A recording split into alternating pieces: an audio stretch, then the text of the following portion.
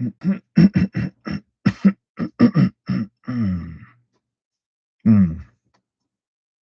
all right. I guess we're live.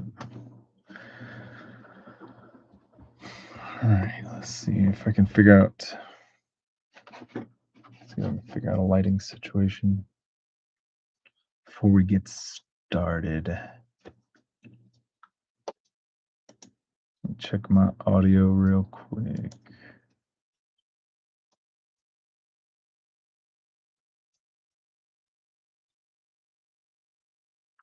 Mm.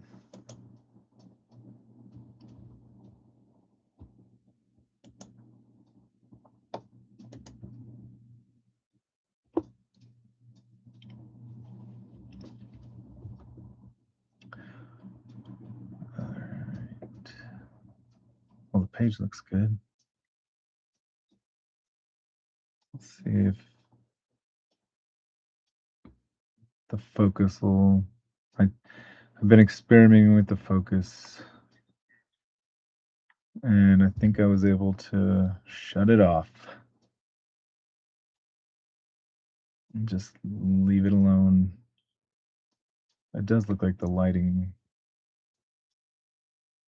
kind of freaks out a little bit, but I think I fixed it. All right. It's a big test today, or a big experiment. Let's see if this looks better with the light off. Huh. I don't think. Oh, wait. No. Yeah, I think that was better.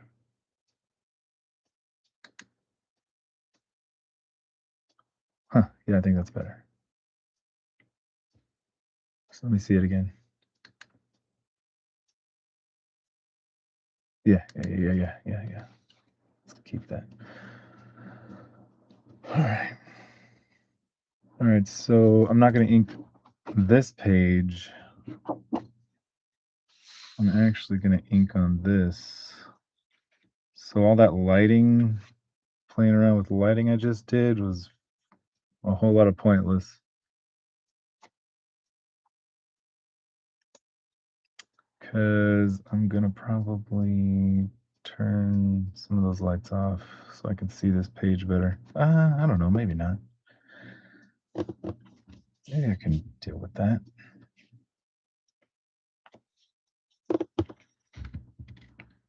Let's see, what was my plan?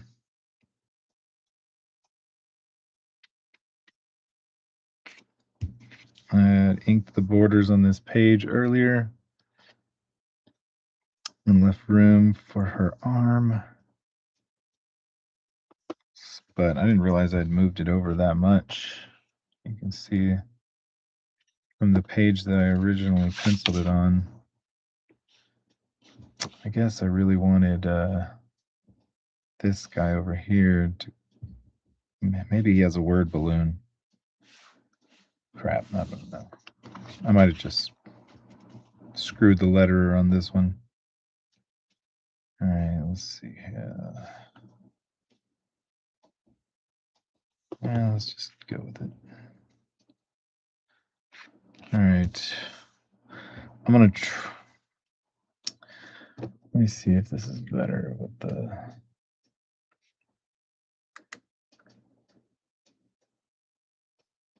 No, y'all can't see very good.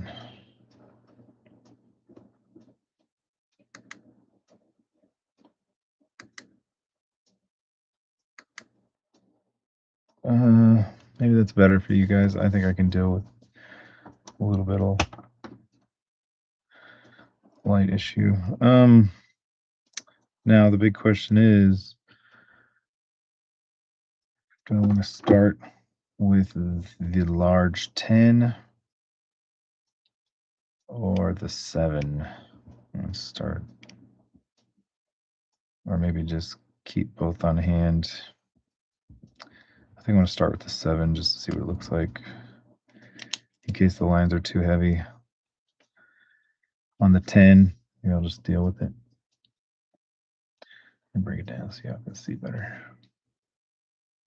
I'll move it up when I need to. All right, top of the head.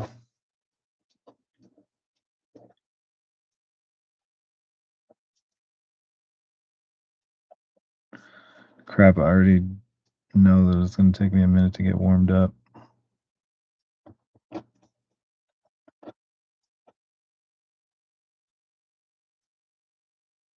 And my pen's already leaking in a weird way. All right, big glasses.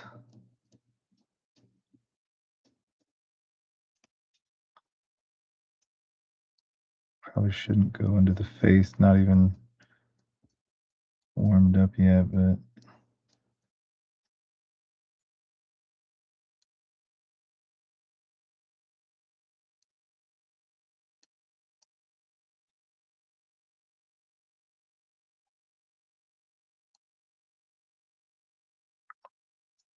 yeah, screwed that up.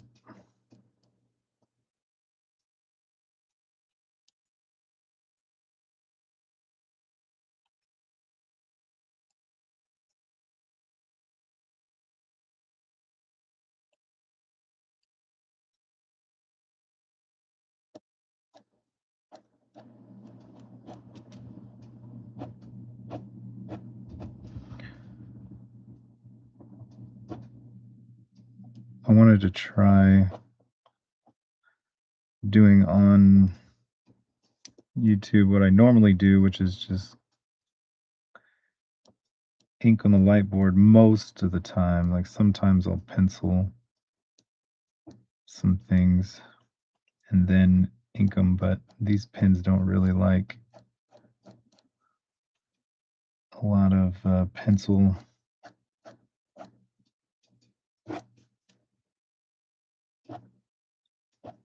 Well, that was a jacked up line. Let's see if I can salvage that.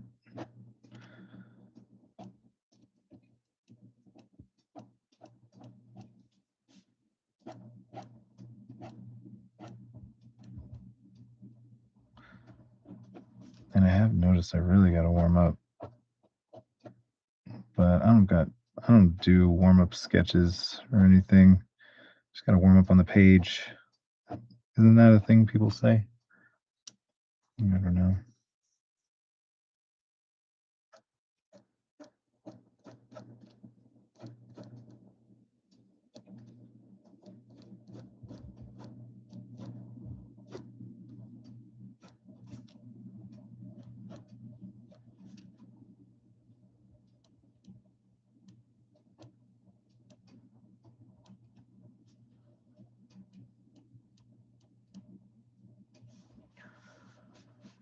I'm glad that I started with the 7.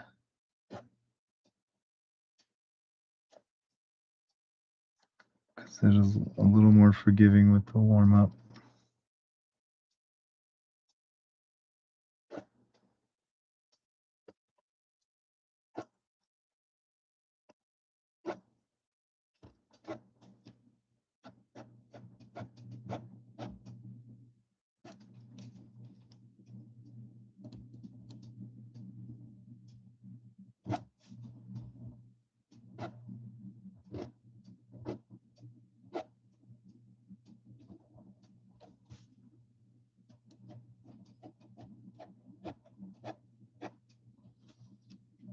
And these lines are completely ridiculous.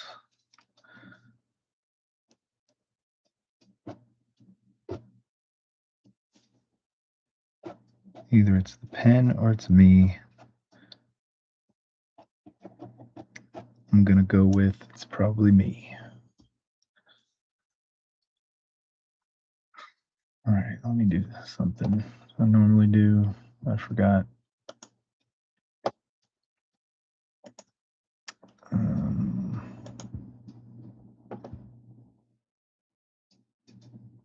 Sometimes I bring up the scan of the drawing and look at it on the computer while I'm drawing it, but I did not do that this time.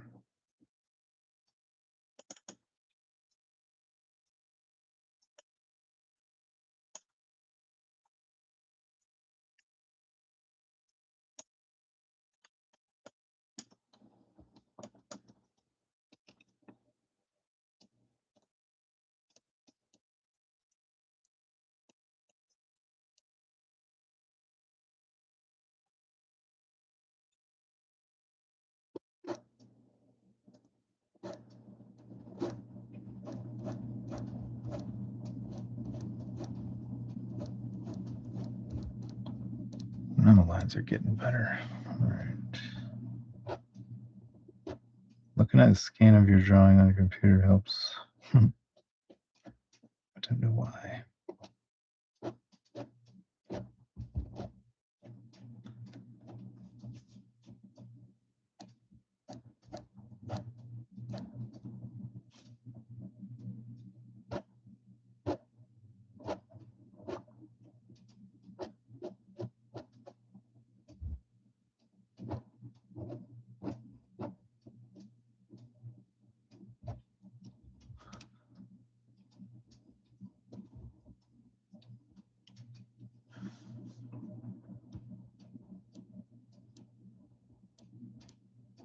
Since we don't use whiteout around here.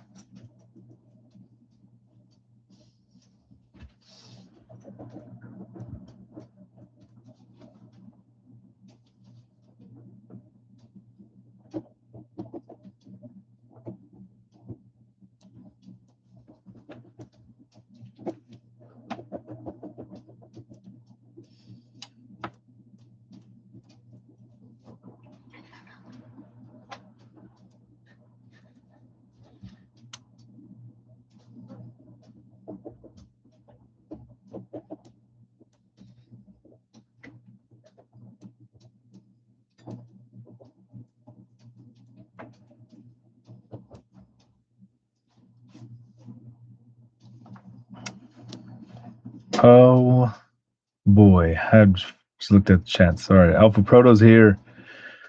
Holy crap! Hello, Mr. Weldon. He says you've got to go. Just wanted to say good day, sir. Thank you. Awesome. Yeah. Sorry for the irregular streaming hours. I was up all night and I had big plans to like start a lot sooner, but don't I don't know how we got here. Sun came up and I was like, crap, we gotta get busy. Started thinking about going to the grocery store as soon as it opened to get me like a chocolate muffin or something like that, something ridiculous to start my day. But I haven't done it yet. I don't know if I'm going to. Anyways, thank you, sir. Thanks for the comment.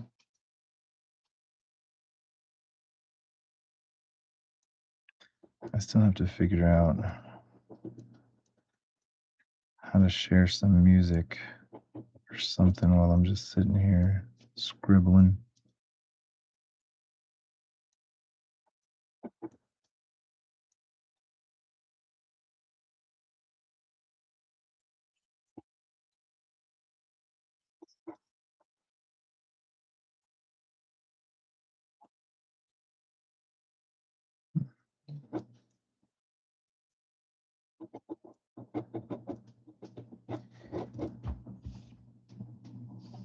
Okay.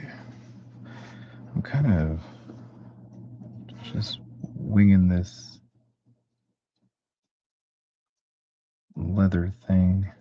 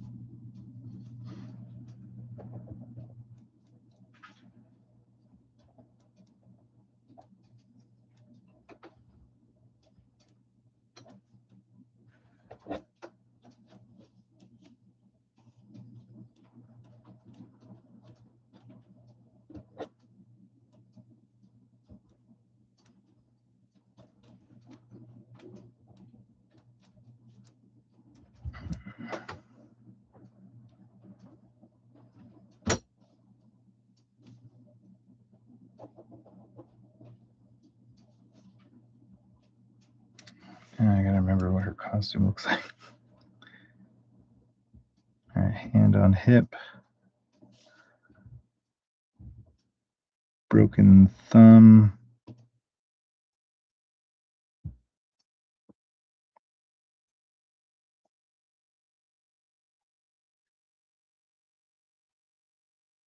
V symbol on glove. Let's see here.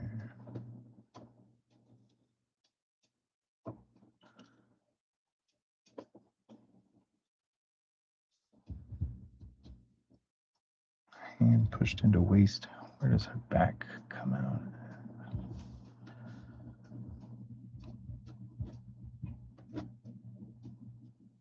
You can never draw too much hair. Let's see where this hair strand goes.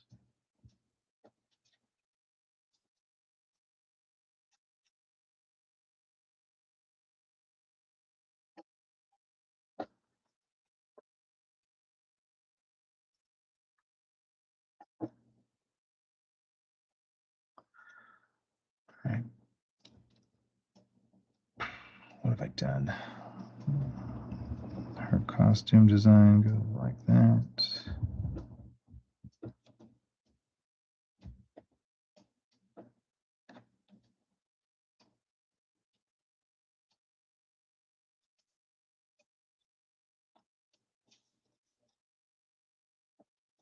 I'm already screwing up my own character's costume.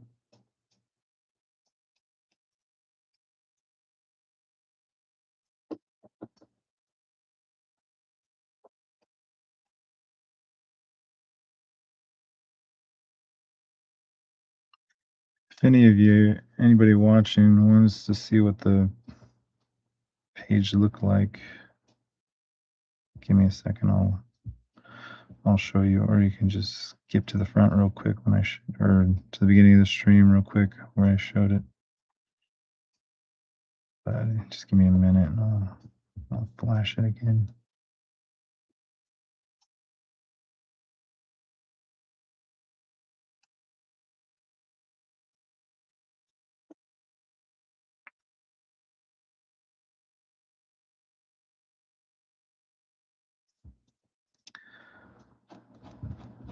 I gotta say, the first couple of lines were the worst. It's starting to get better.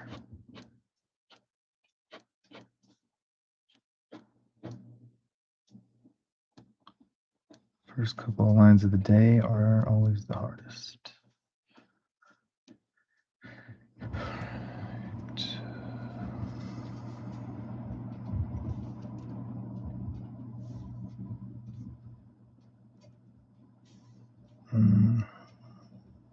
Let's take her forearm all the way down here.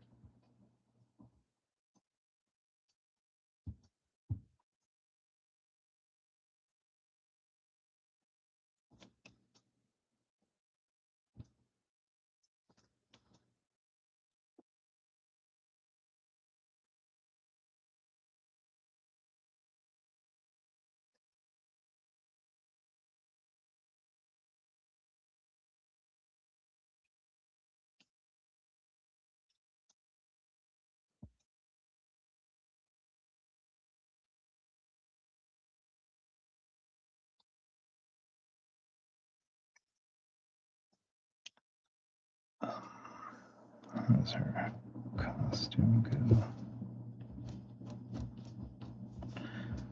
Draw a little hair on her hand, maybe.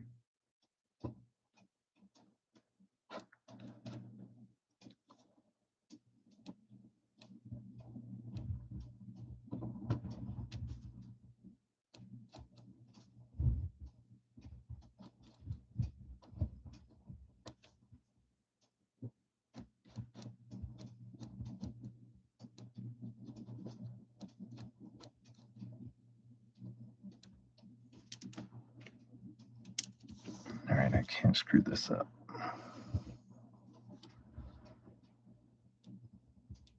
Waist, costume, and then a sharp little hip bone coming out.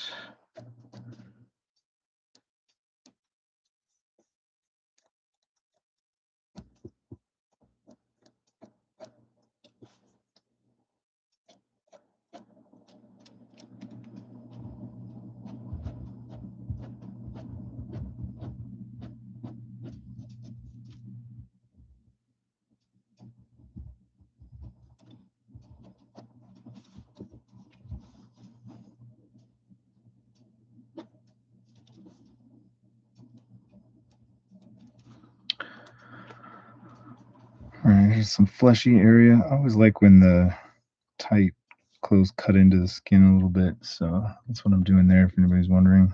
And let's come up with this leg, probably the best.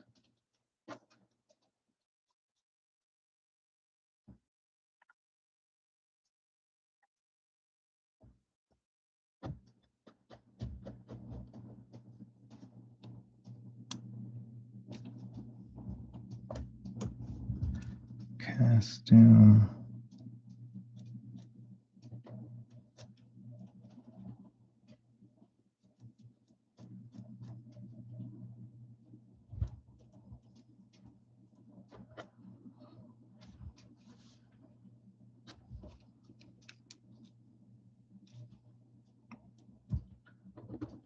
Costume design.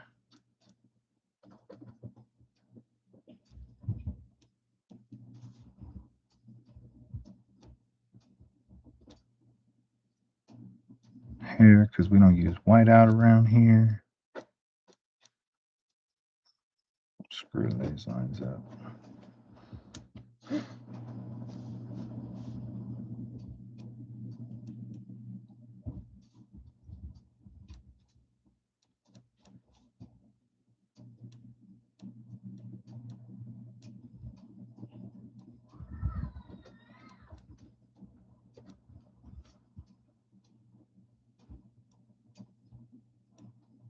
There's some angry kids up this morning already, I think.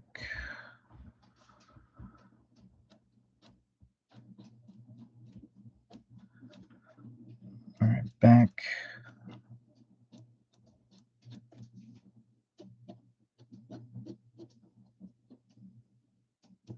Into the back side. So she's got a little bit of a cape.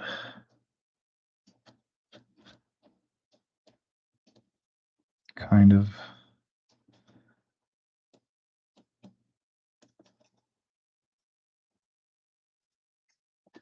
And she hurt her back, so there's going to be like a little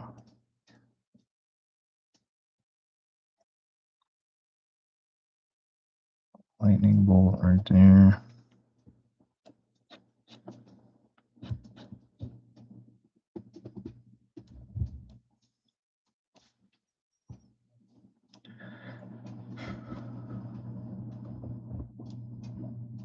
Let's draw some little hint of a finger or something like that over here. She's kind of stretching, putting her hand into her back a little bit, I guess. Let's draw a little more black leather. What was that?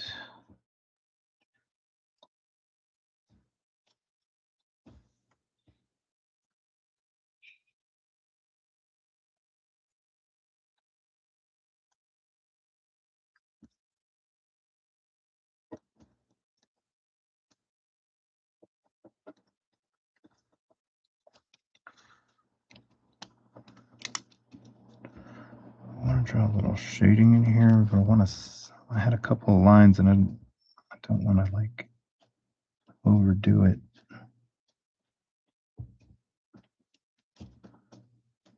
The shadow of the cape behind her a little bit.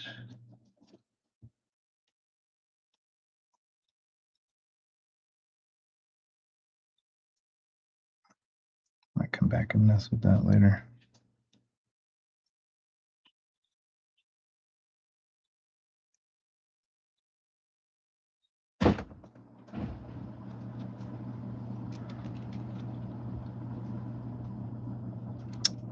Alright, what am I doing here?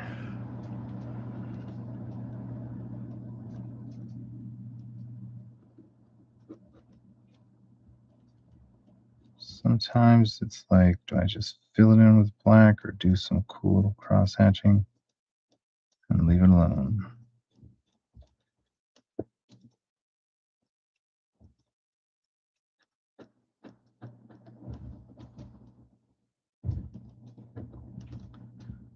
I'm going to get upset with the cross hatching and then I'm going to end up filling in with black anyways. Just watch.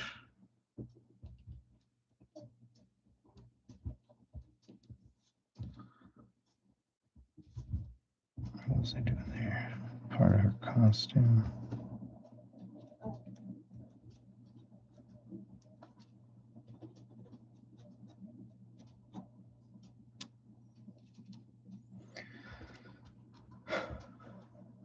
I should probably think this through before I start inking like a crazy person. Where the heck is the light coming from? I don't think I really put any thought into that.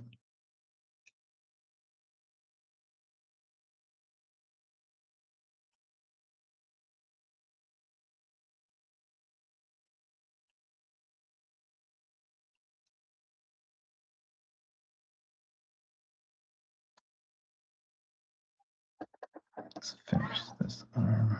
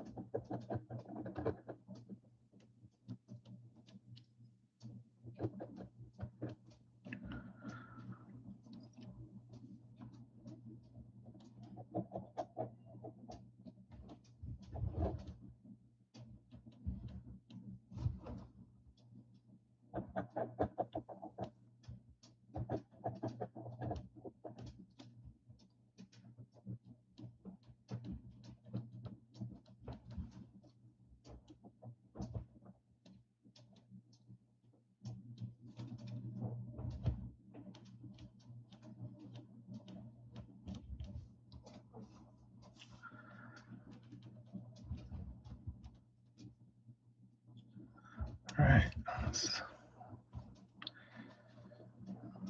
not totally screwed up. Success. Go back in with a fine pin later. Mess with it. Got the heavy lifting out of the way.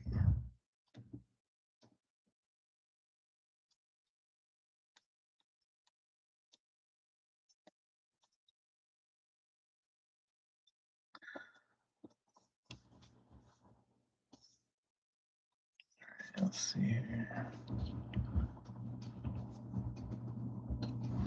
I lied. Let's see if I can.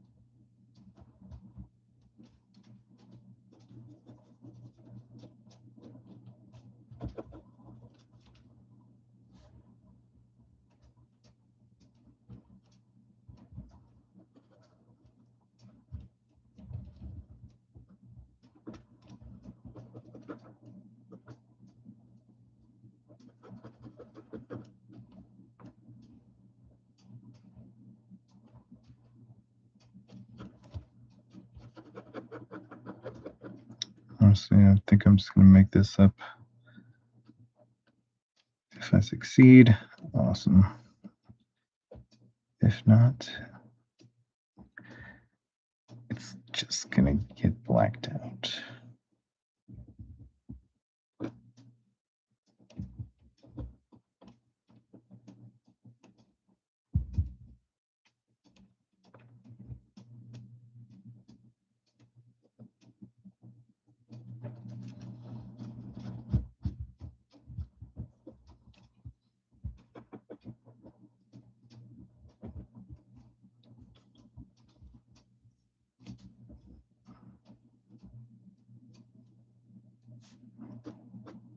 See if anybody's saying, oh, hey, all right.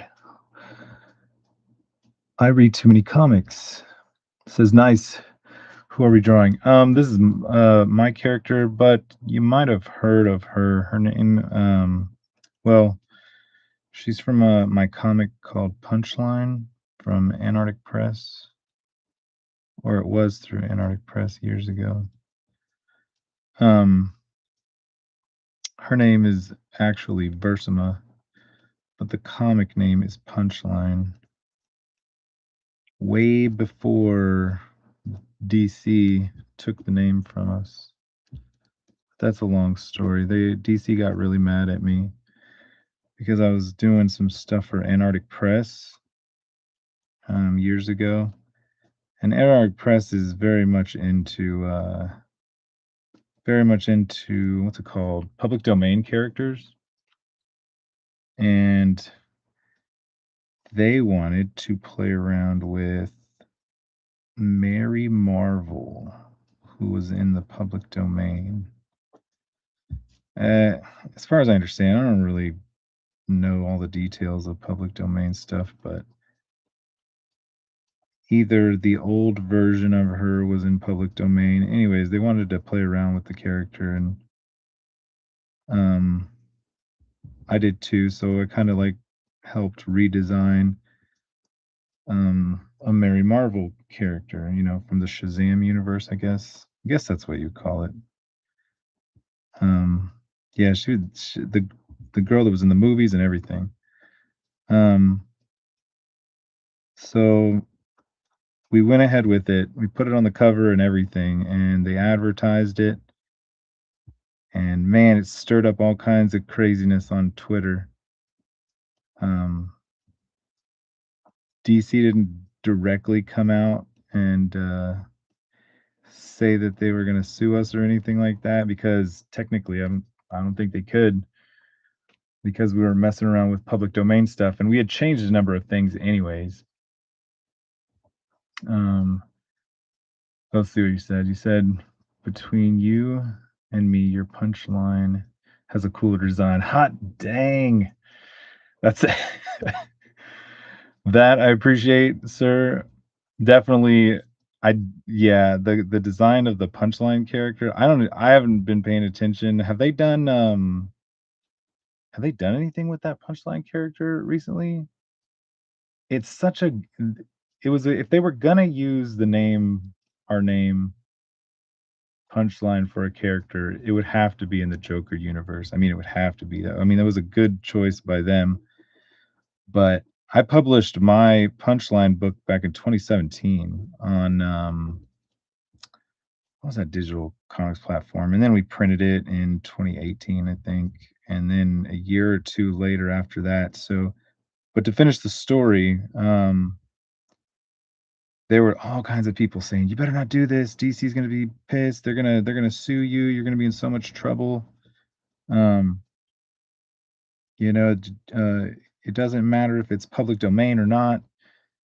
You know what I'm saying? You're dancing with the devil in the pale moonlight, and so we it came out. DC didn't say anything. They couldn't say anything. But big DC writers and artists um, were saying that they were pissed and uh, that we'd screwed up. And sure enough, like a little over a year later, DC comes out with their punchline character.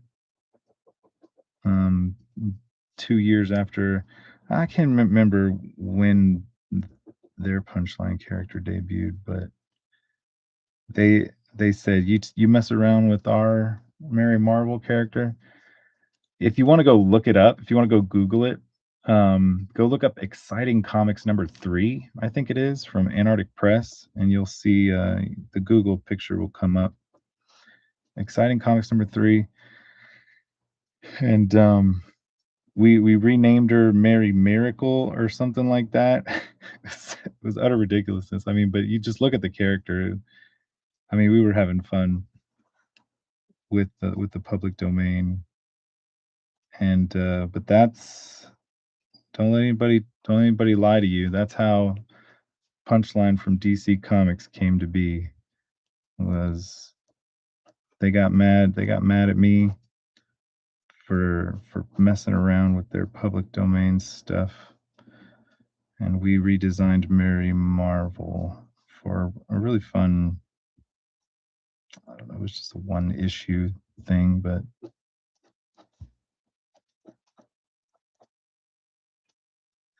honestly, I'm thinking about doing more stuff with the character now. Probably should. Right. How does her costume work? I'm gonna have to come in and mess around with. This is not working out. Mhm.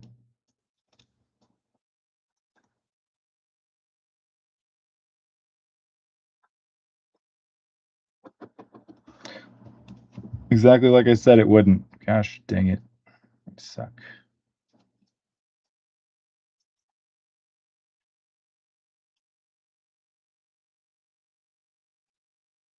I'll mess with it later. Some other pins. All right, costume design goes like this.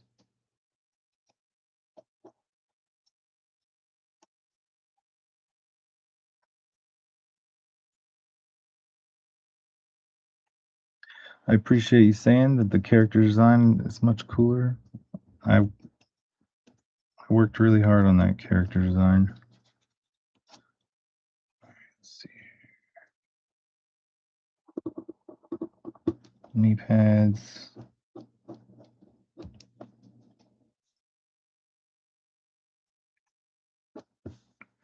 This is where this is something I gotta fix.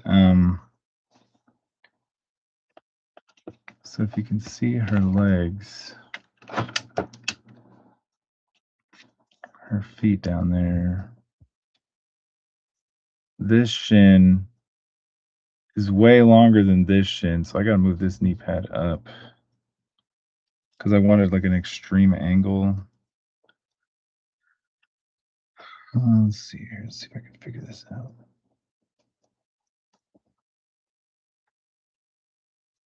I don't know if that was enough,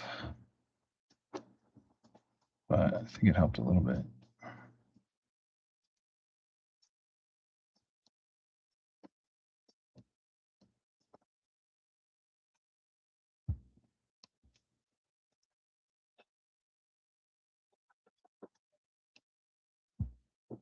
See, that's cool. Like, I just nailed a really lucky cross hatching, a really simple, quick, gritty looking cross hatching, and I like it. I'm not gonna mess with it. I'm not gonna screw it up because if I mess with it, I'm gonna screw it up.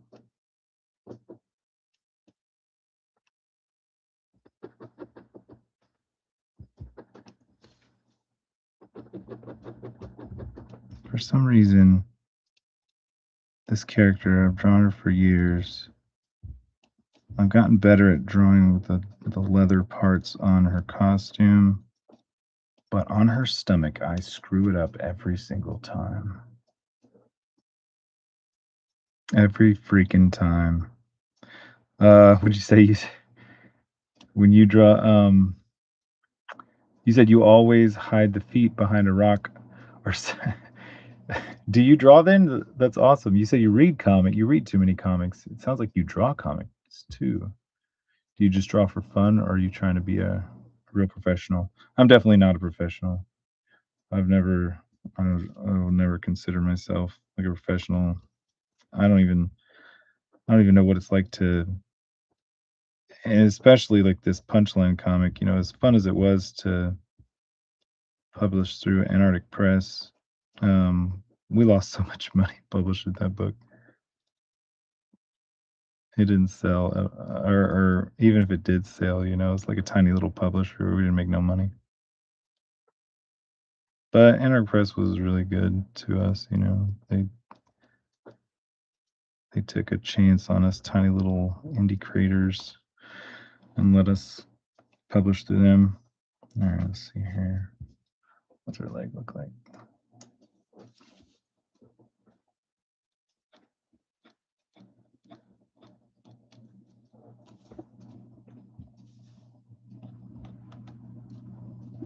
She's she took a hard landing, so her costume.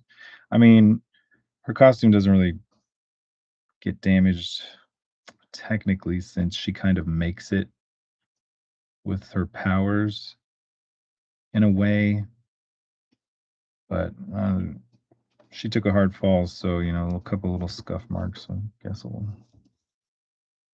that's what that's all about.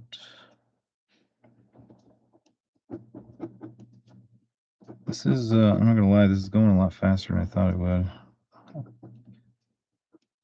I never really know how long I'm gonna sit down at this table and how long things are gonna take me. Sometimes I just dread thinking that, oh, or I'll get it done in an hour or two, a little bit, and then it'll take me 3 or 4 hours. Sorry, you got some more comments. Let's see what you say.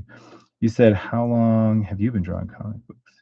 I'm 46. Well, I'm about to be 46 in August. I don't really know. I mean, as long as I can remember, I wanted to draw comics. I mean, and I mean that like as long as I can remember. Um, only started recently, been uh, getting some more professional, even though, like I said, I still don't like using that word because I don't like calling myself a professional. It's like a hard game. It is absolutely a hard game. Trying to, you, the whole term about breaking into comic books is it's such a funny term because breaking into comics is one thing, but staying in comics, I don't know. That sounds like a whole nother thing altogether. Um, I've done a couple of Ninja Turtle covers. I've done lots of Street Fighter stuff for Udon. I just turned in a book for them. There's a popular Street Fighter character named Juri, Juri, and I think she's only been around for the last couple of games. Like maybe she came around in Street Fighter 4 or 5. I can't really remember. Um, but I just did that, and I've done some other issues for them. Like I did a Zangief, however you pronounce it, the big Russian, furry Russian guy. I turned in an issue of that before that, and just lots of random stuff for them. Oh yeah, I did a whole 4-issue series of Final Fight for Udon and Capcom. That was pretty fun. And I got some more stuff coming out soon. But I did some Red Sonja stuff too that I was pretty happy about. Okay, you said I read too many comics says you want to become a comic artist, but you've been putting off finishing your portfolio. Oh, hey, well, you're in the right place. Let's talk about putting together a portfolio. Just out of curiosity, how old are you? Yeah, that's a good idea. Definitely a portfolio. Though I don't exactly know. That's a good question. Like I went to San Diego a couple times with a paper portfolio. I will tell you one of the weirdest depending on how old you are, this might sound really weird, but um I still upload, not necessarily like regularly, but I still upload a lot of my stuff on a website called DeviantArt because it's got a really awesome layout for stuff. Like it's a simple, straight something like even ArtStation is kind of too complicated. You know, you gotta, and not that ArtStation's bad. I think ArtStation's got a decent layout too, but at the same time, it's like you gotta click here and then it takes you to a bunch of other pages and then you gotta click and then scroll down. It's not, and I don't think it's that great, even though ArtStation is very popular. Um, so I would say I would say put them up on both. I mean, don't limit yourself either. Put portfolio stuff up on ArtStation and DeviantArt. DeviantArt's just so much simpler, in my opinion. You know, you just uh, load up all the images and they're there. You just can scroll down a lot easier than you can scroll down and look at stuff on ArtStation. Oh, hey, you just turned 17. God, man, you got all the time in the world. Holy crap, I wish I was 17 again. Oh crap. Dang. I'm almost 30. I'm almost 30 years older. Goodness. That is disheartening. But but, but that's great, man. Yeah, I mean, you might be coming around right at a good time where people might be getting sick of AI and want real people to draw their comics again. So, since you are so young, let me just tell you one of the most important things that I tell people is that up and comers is that if you can draw traditionally, because uh, traditional art, I think you're missing out on an extra source of income because I draw the page, I turn in the pages that I draw to Udon or whoever I'm working for, and they pay me per digital page that I turn in, and then I have an original piece of artwork to sell for extra income if I want. So if you can work traditionally, if you can work I mean, people do say it's faster to work digitally. I don't really know. I've never really worked digitally. I do color digitally, but I would just say, yeah, if you can work traditionally so you can have that extra bit of income from selling the original artwork from the stuff that either you yourself make or especially like popular IPs that you might work on or something like that. Hope that makes sense. Mm. All right, what's the Alpha Proto saying? He's back. He's talking to I read too many comics. Man, yeah, Alpha Proto says you are the perfect age to break into comics. I mean, there's like, yeah, I've seen lots of good.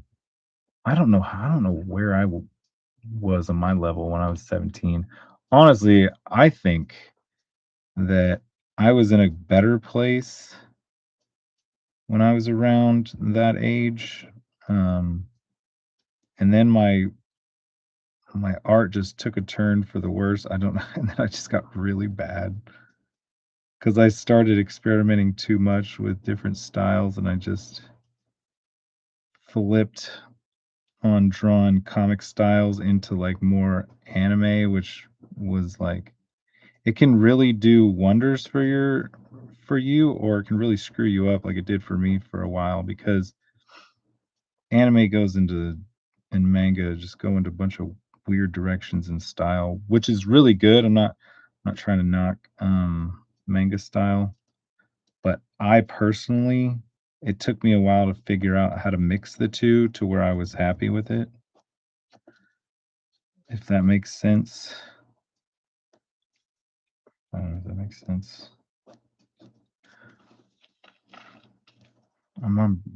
Honestly at 47, I'm just starting to figure out like a line weight and stuff like that. You see me we're working with the various instead of just doing one solid line. I'm trying to like really put like maybe like a heavier line around this bottom of this ankle.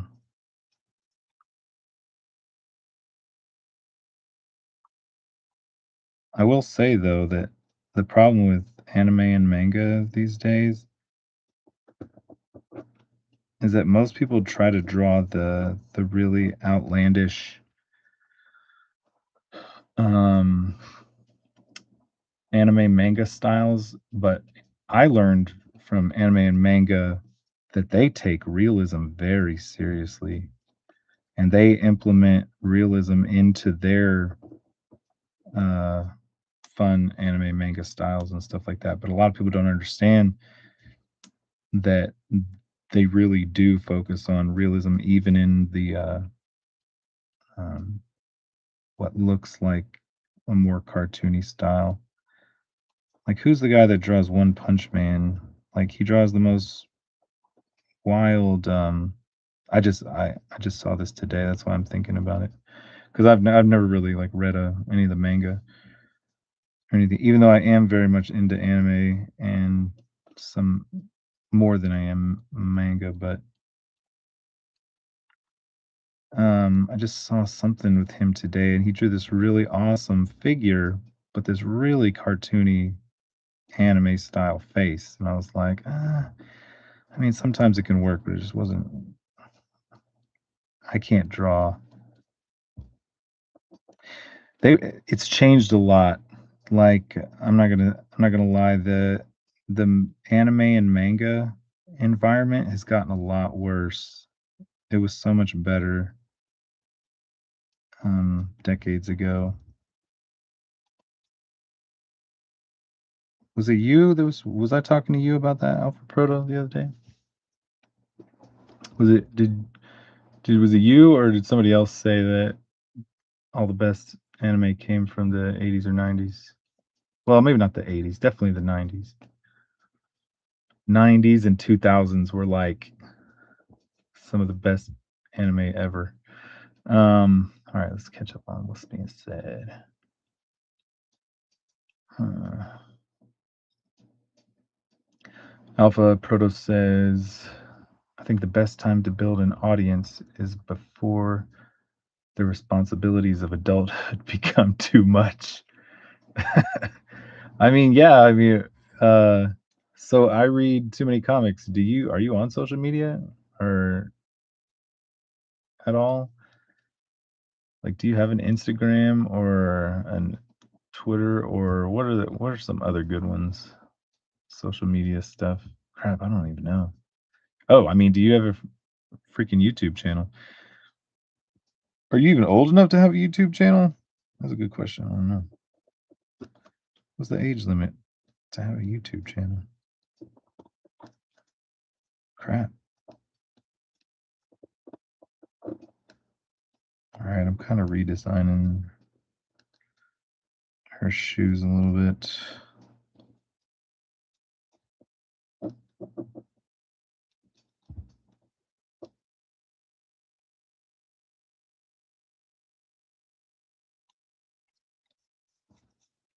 Mhm. All right. What else is being said? Alpha Proto says it's hard to make a portfolio or build your own comic with a family and a full-time job. I had a really cool job for a while, um, where I could draw a little bit while I was at work. It wasn't like a security job, but it was like one of those 6 p.m. to 6 a.m. jobs. And sometimes there would be some downtime at night, and I would get some drawing done there in between when the alarms would go off and we'd have to go fill up some tanks of some like really gnarly chemical that that I was trying not to inhale. I mean, those were good times. Let's see here. Someone else show up. Oh, we got lots of visitors today.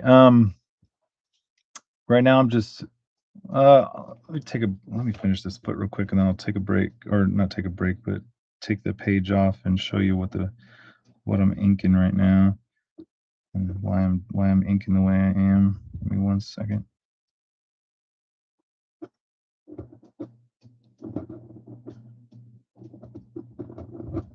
I'm not gonna lie, like this I like drawing like kind of cartoony duck feet. Yeah, I mean, kind of making it look realistic in a way too. But let's take this off. Let me see if I can share my screen real quick of the page I'm drawing. That might be better. Share screen. Punchline. All right. All right, cool. All right, so you can see this. This is the pencils of the page I was drawing. I wish you could see the guy's face down there. How do I move myself out of the way? It's just a old man's face. So there's a. Can you see my mouse pointer? Let me see if y'all can see that. Oh, you probably can't. Anyways, there's an old guy sitting in a park.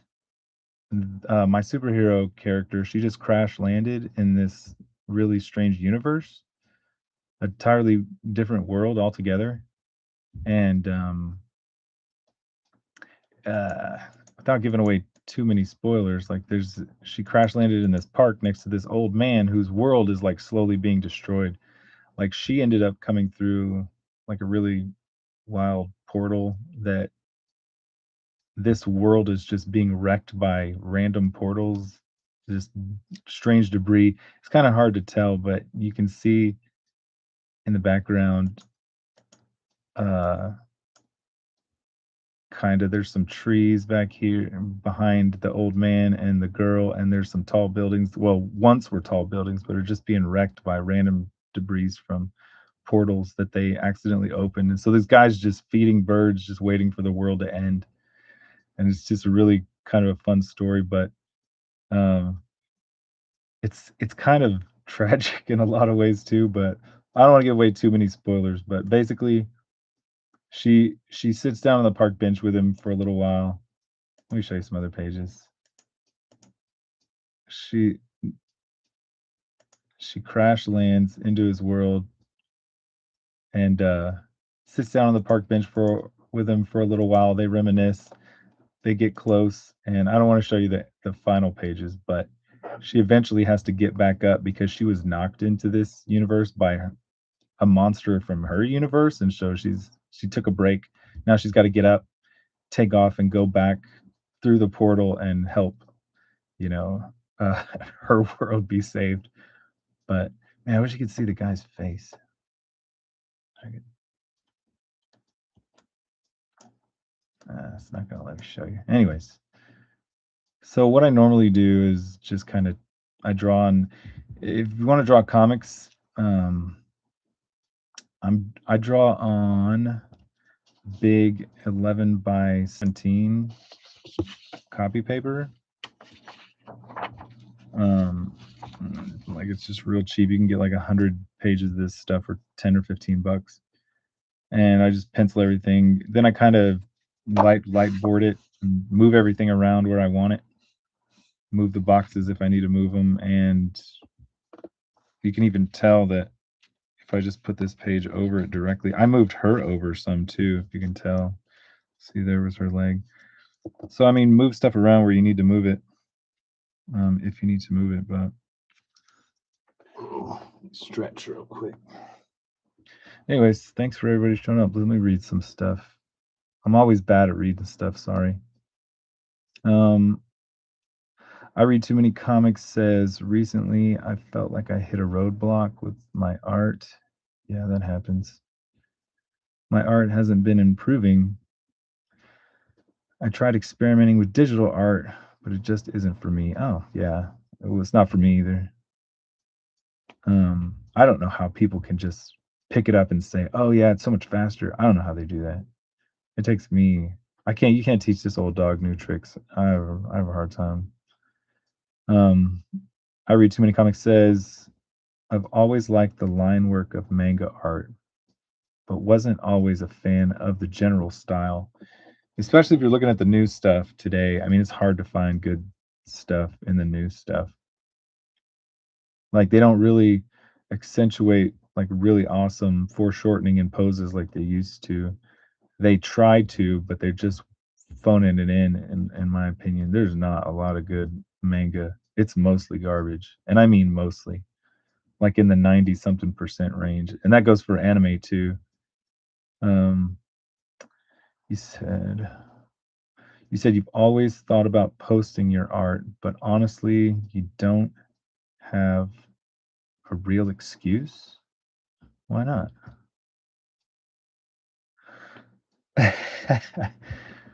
Skipping down real quick. Omer Glitch said comics will break your heart, kid.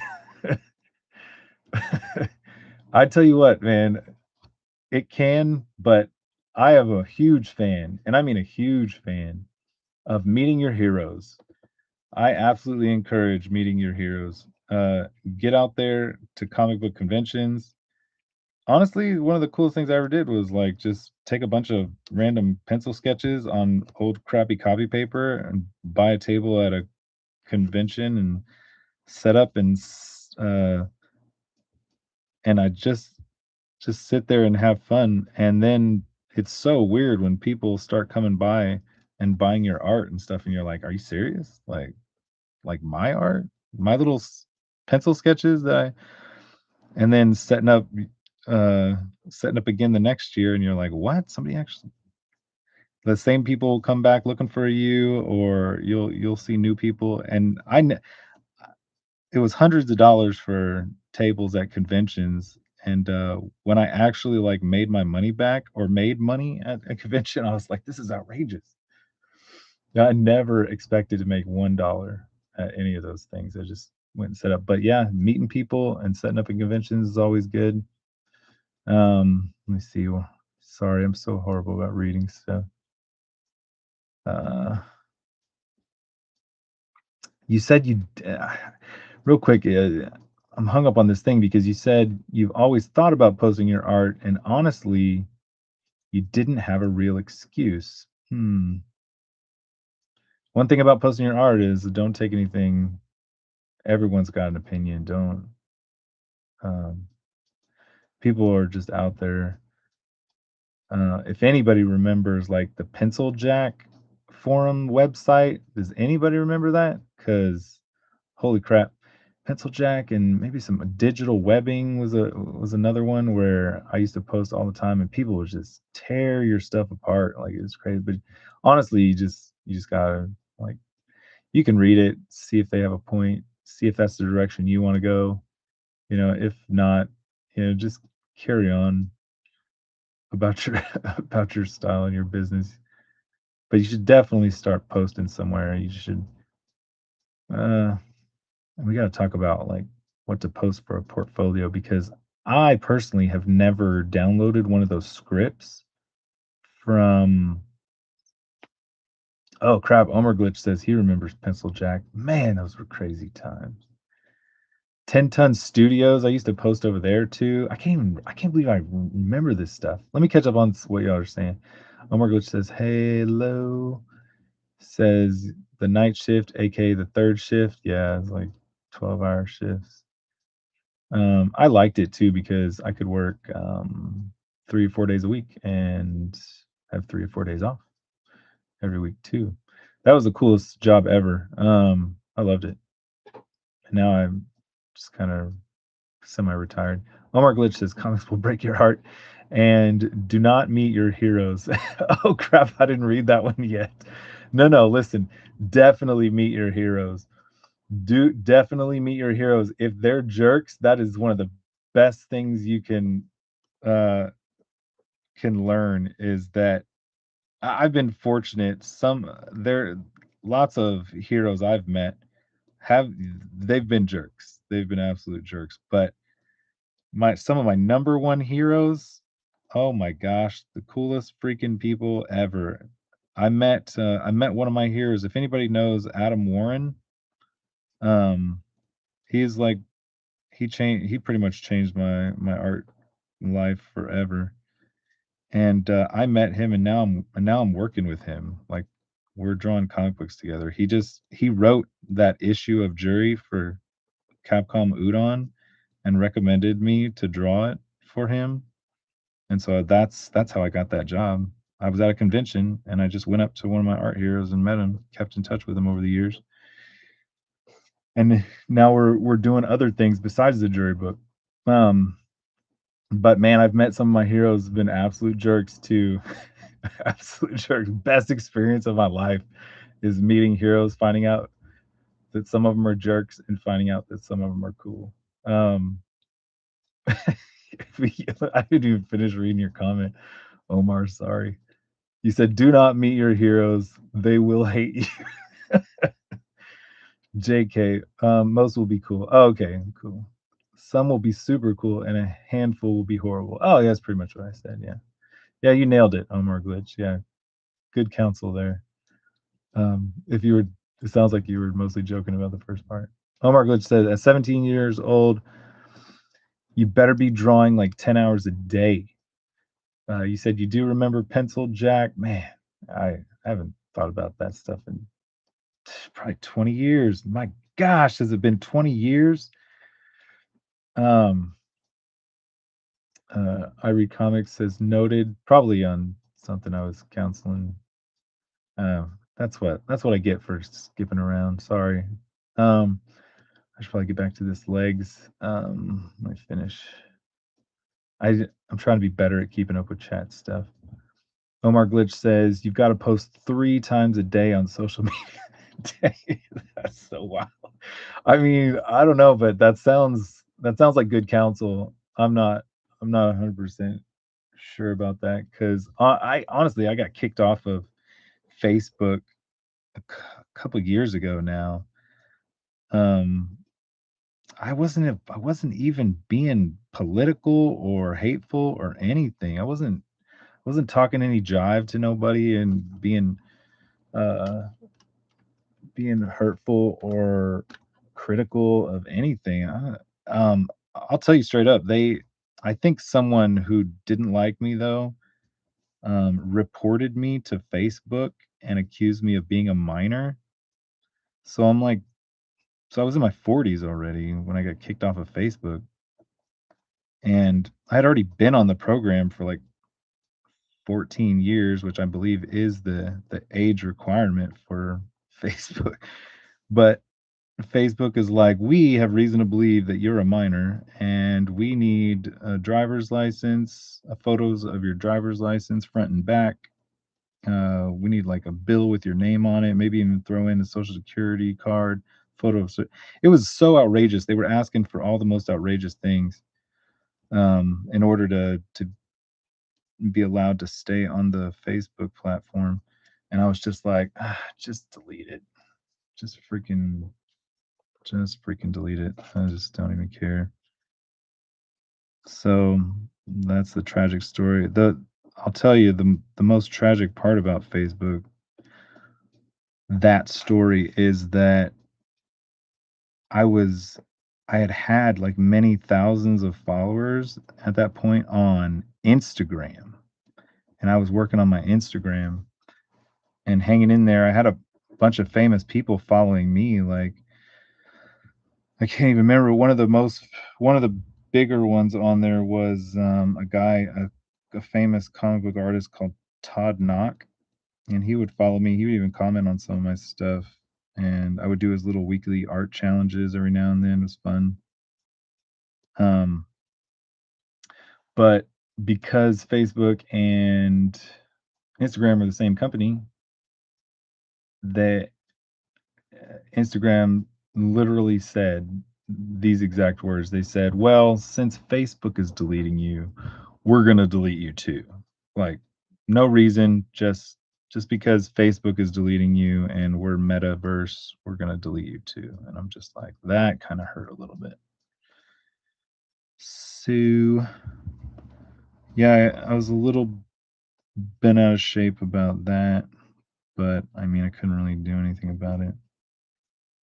I almost got back and made a new Instagram, but I don't even know if Instagram is still a thing. Honestly, I don't even I thought I would miss Facebook more than I do, and I don't. I don't freaking miss it at all. I d I didn't get on Facebook to keep in touch with any of my high school friends. In fact, I was super pissed off that all my high school people started finding me, um, and so it was kinda cool to get off there. But I mean, I did lose contact with a couple other people, I wanted to keep, so it did kinda suck. But as far as social media goes, I don't know, man.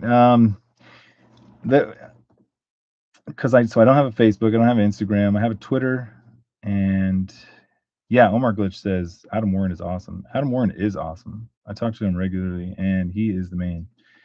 It's so cool when he writes scripts for me. He sketches them out, and I get to see his, like, fun little sketching process.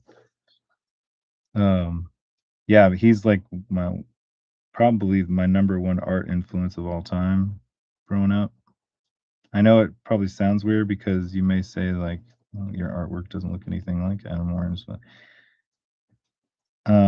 it did, and it's still kinda does. I could probably, like, take you through it and really show you, but I even signed my name. Like, he signs his name Warren. I even started because my last name's Weldon. I even signed my name Weldon, similar to how he signs. Um, wait, Todd Knock is from Texas? Wait, let me catch up on some reading. Let me see here. You said we gotta post 3 times a day. Um, I read Too Many Comics says, "I've done some research on how to build an online presence, but I kinda chickened out." Man, I chicken out every other week.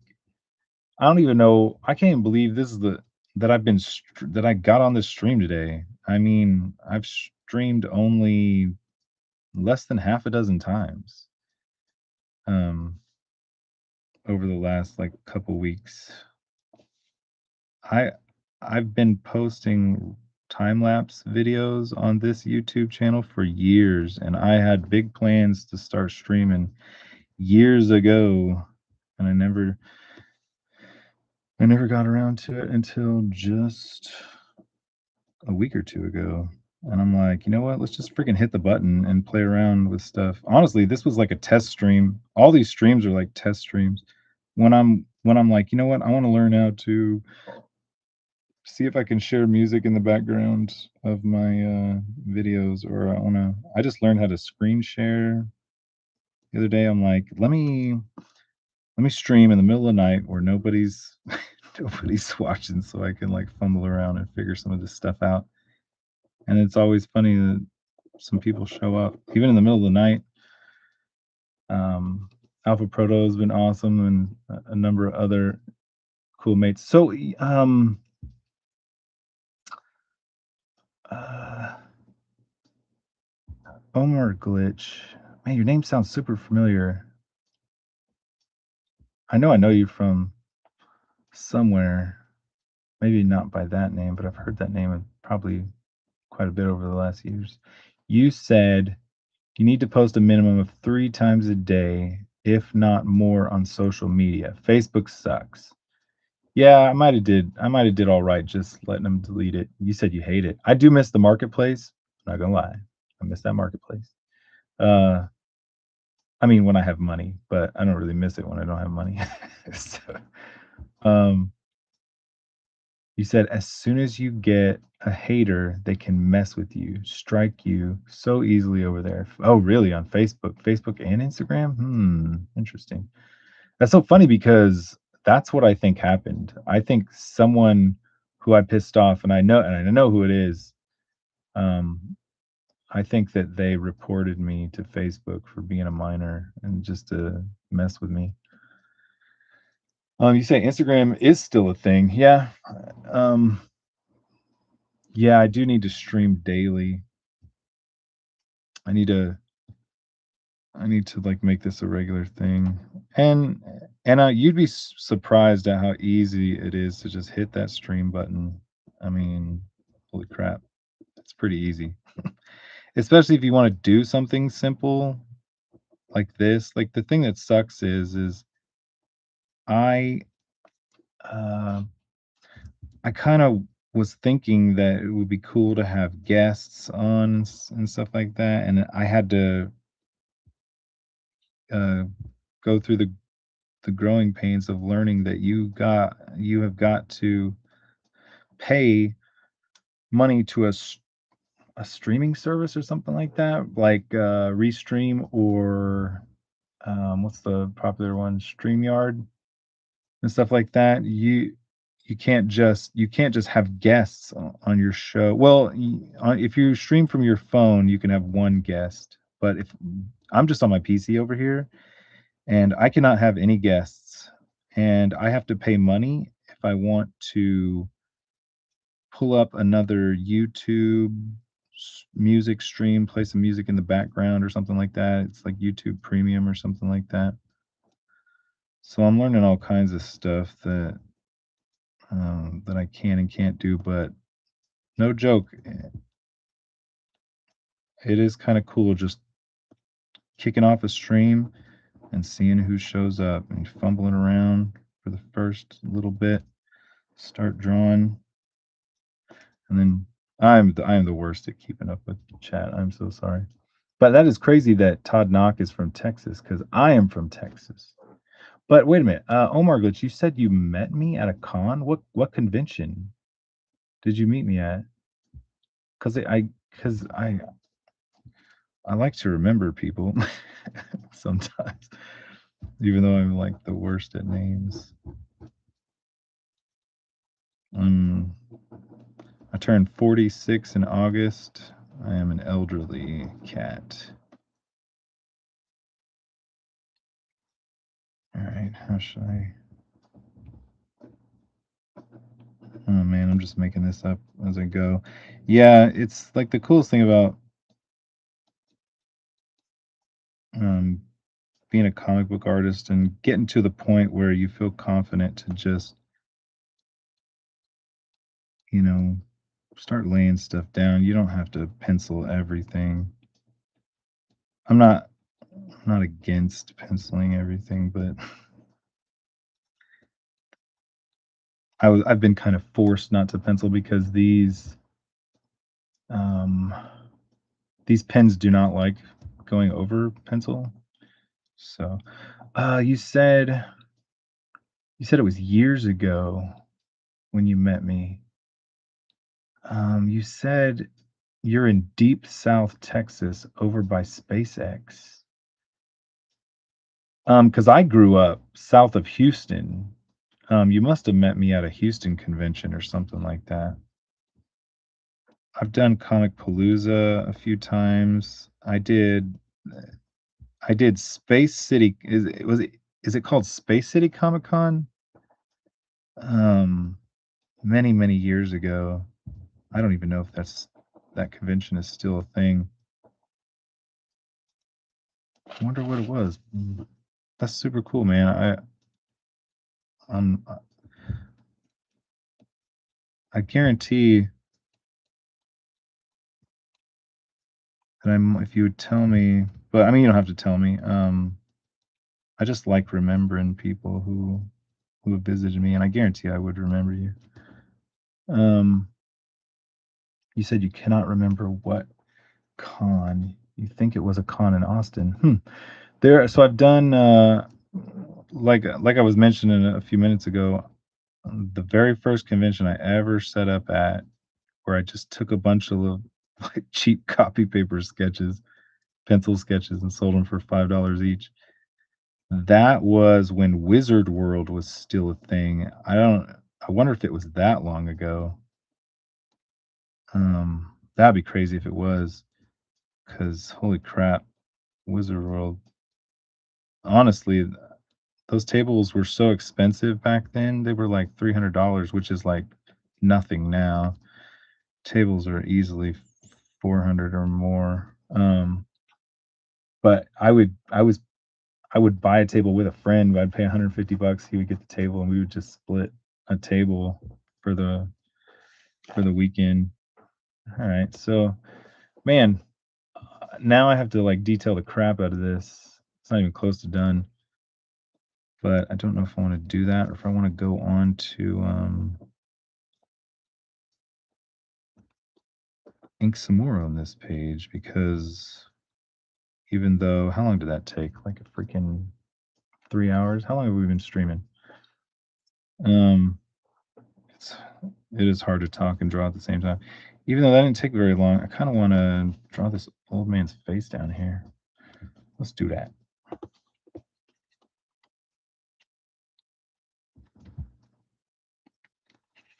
All right. See, now I'm moving the page around to where I want it. See if I can see what the heck was I thinking when I inked these boxes. Because I inked them weeks ago. I drew these probably like months ago, and I'm just getting around to inking them. I drew the pages months ago. I inked the boxes weeks ago. Now I'm trying to ink a little bit. All right. Let's draw this dude's face. I wish I could zoom in some more. Sorry, guys, if this is really awkward. All right.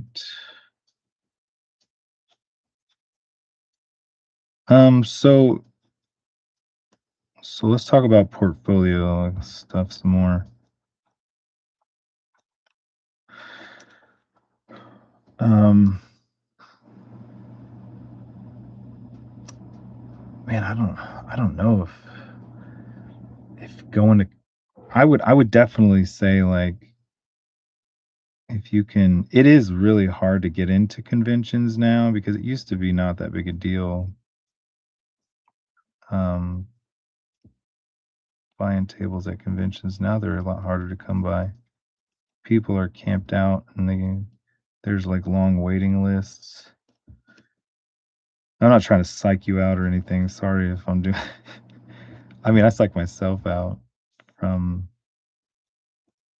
going to conventions because um, the waiting lists and prices and expenses, especially if you're going to go like out of town to a convention. I'm thinking about doing some like I'm in Texas. I'm thinking about doing like Chicago or MegaCon or something next year, where some of my other mates are. go hang out with them. But I mean, crap, that could be thousands of dollars. I mean, you might make thousands of dollars too, but I've done out of state conventions, not many, but conventions are some of the biggest things I've ever like I honestly freaking the best things that have ever happened to me have come from setting up at conventions and meeting people. Like honestly, I don't think anything's happened for me uh, just by s- social media or or throwing my portfolio at Marvel or DC at a like San Diego or anything like that. Everything that's ever happened to me that's been good for me has been networking, which I always scoffed at. I laughed at the word networking forever. Um, I thought that was the silliest thing, but setting up at conventions and meeting people, maybe even getting invited to like a dinner here and there at a convention. Um, that's where I met Adam Warren. That's where I met Tim Lim, which is one of like my heroes. He's huge now, and he's got me in touch with the Udon guys, which got me work now. But I will tell you, I sent one of the Udon guys right to my DeviantArt one time, and he said it was because of that DeviantArt. Oh, I mean, it was the work too. He liked my work, but it was the DeviantArt page that I sent him just randomly one day, and he's like, "Crap." He's like, "I want you on this now," and I'm freaking now I'm getting paid to do stuff for Street Fighter. But that happened because I met Tim Lim at a convention, kept in touch with him, and he got me in touch with that guy and his Twitter so I could check out a post every now and then when he was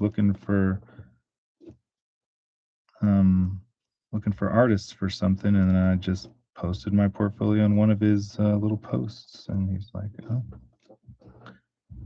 but yeah, straight up networking. Make sure you have your portfolio ready to go for when those times hit. Mm,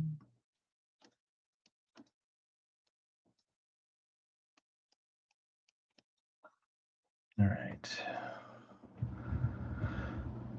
Portfolios are pretty useless now. Yeah, especially like the paper ones. And honestly, when I tell that story that I sent him to the portfolio, like that was like the one time I've sent someone to a portfolio in like 5 years, and I just happened to get something off of it. Even the online portfolio. He said you need to work on your own independent now that is the best possible counsel. Um, don't ever be waiting around for someone. I mean, if you're working on a portfolio, that's fine, but you need to be like doing your own thing. You need to be putting stuff out, even if it's just your own stuff. Go get it, crowdfund it if you can. Start getting familiar with that stuff. Even though crowdfunding, I don't know, crowdfunding's been around forever. It's been up and down for a lot of people. It crowdfunding is a beast. I've done a little bit of crowdfunding, and I've spent weeks folding boxes, Gemini mailers, for campaigns that me and a friend were doing. Sitting there watching your crowdfunder, like praying it'll go up. It's trying to keep up with some of the comments on it. Like it can absolutely just take everything out of you. But maybe it's just like anything. Maybe just get used to it. Mm, carry on. You love it. Mm, man, this pen is doing all kinds of cool stuff now. But yeah, definitely just don't be ever sitting around waiting for people to call you. If you want to work in comics, if you want to be an artist, and I say that because Omar is 100% right. Like, if you don't have a story, gosh dang it, man, get inspired to make your own story because these people may never call you. I kind of can't believe that I'm getting some of the gigs that I'm getting now, but it could all, like I said, like 20, 30 minutes ago, like breaking into comics is one thing, but man, finding that next comic gig or for most, it's impossible to maintain something like that. No one ever talks about, everyone always talks about how do I break in? How do I break in? And then it's all about staying in, finding that next gig. And then if you can't find one, you freaking work on your own stuff, go back to work on your own stuff again. Like I have to work for other people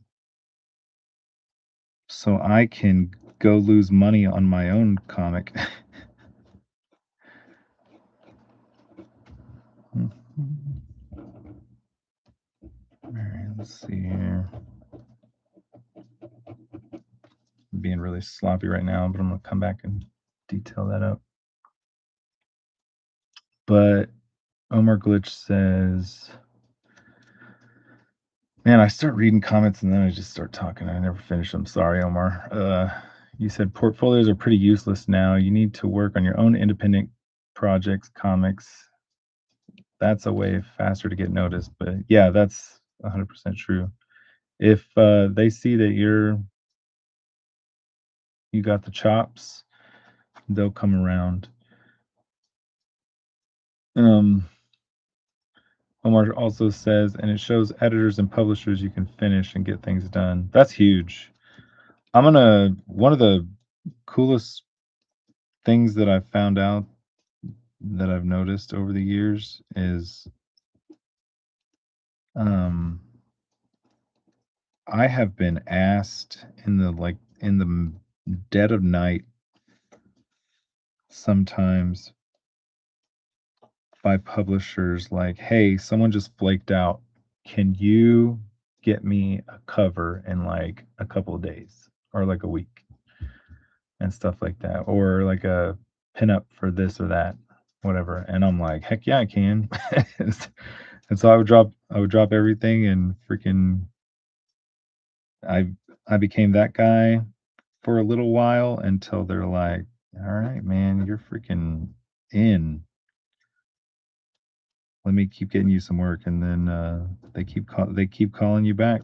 If you keep turning stuff in, odds of them calling you back are greatly increased because there's a lot of flakes out there.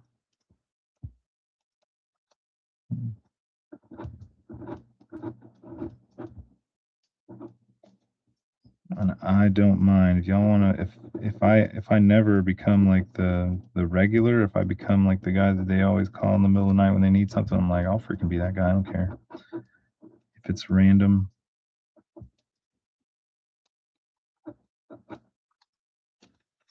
Crap, I can't even see this light.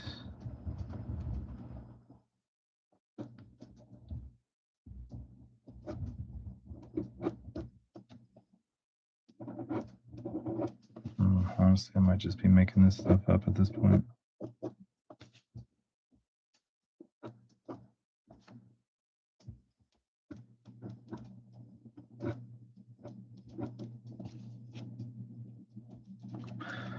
All right. I read way too many comics. says I have returned and decided to draw along now that I'm done with chores. Hey, awesome. Yeah. Let me make sure I didn't miss anything. Um, Omar said, "You think paper portfolios are good, but you need to get that into the publishers and editors' hands. So, so that's not going to happen." Yeah, I I'll never forget. Like I went to San Diego a couple times, um, with the grand plan of with my paper portfolios in hand, and I'll never forget. It was pretty awesome. I mean, holy crap, that was like 2005, 2006 or something like that. And I got a couple interviews. It was pretty awesome, but nothing ever came. I wasn't ready. I still, honestly, I don't think I wasn't ready 20 years ago. I'm not, I'm barely feeling adequate enough to get stuff done now. I can't stand looking at my stuff from last year. I think that's everybody, but there was no way I was ready then. Um, let's see what else. Omar says, make multiple ideas because you never know what will hit. So if you really like comics and are an artist, you need to also learn to be a writer. Yeah, yeah, that's I've had to write a couple stories of my own because some writers that I worked with, they're like, I had an idea or something, and they're like, I don't want to write that. And I'm like, oh, crap, I guess I'll write it. Um, you said, it sucks, but it's not that hard. Anyone can write. Yeah, it's true. If I can do it, anyone can do it. I have numerous issues of my Punchline book, and some other stuff that I've written, published over the years. I mean, yeah, if I can do it, anybody can do it. And honestly, freak man, it's comics, make it freaking grandiose and exciting. Like, give the people what they want.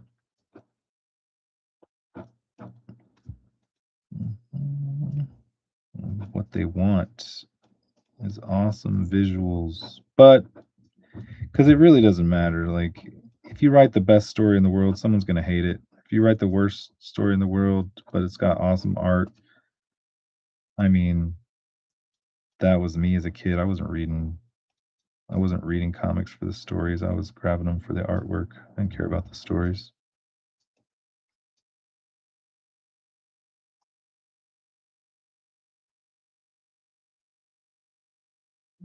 There's always gonna be haters.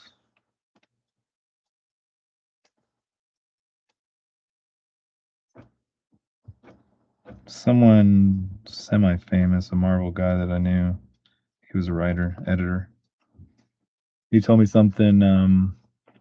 He said people follow writers from books to books in comics, and I was like, "That's freaking blasphemy."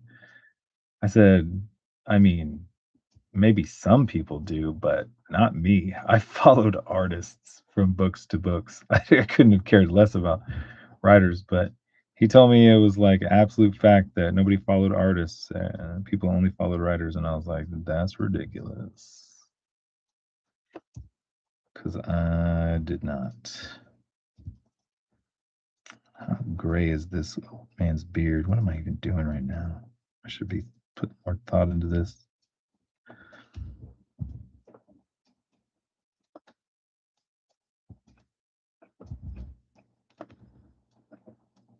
Mhm.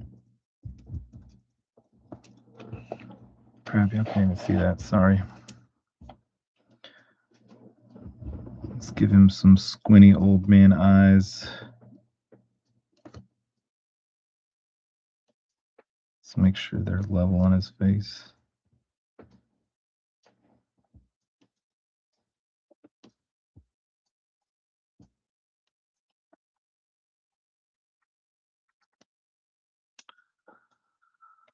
Sorry, I'm flipping you off. I didn't mean to do that.